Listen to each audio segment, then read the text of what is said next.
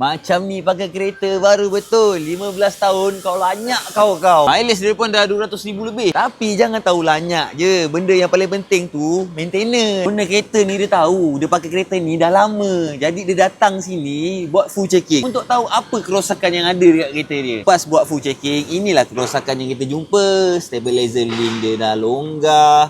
Dah menghasilkan bunyi. Kiri kanan out tau. Sama. Dah longgar. Siap ada bunyi lagi. Dengar.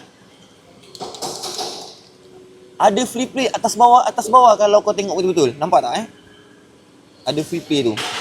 Nampak? Itulah yang menghasilkan bunyi. Sak yang paling ekstrim dekat kereta dia ni. Ni, low arm dia. Kau tengok boost dia ni.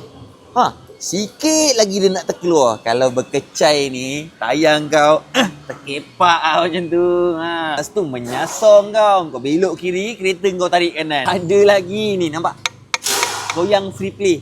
Ni, kalau dia tercabut ni, tayang kau macam ni kau. Exhaust ni kalau rosak, semua orang tahu. Bawa kereta macam naik sampan. Kalau ikutkan rosak kereta ni, macam-macam kena tukar. Tapi kita ikut bajet owner. Owner nak buat yang mana dulu. Ataupun kita suggest part-part yang paling penting dulu untuk keselamatan owner kereta.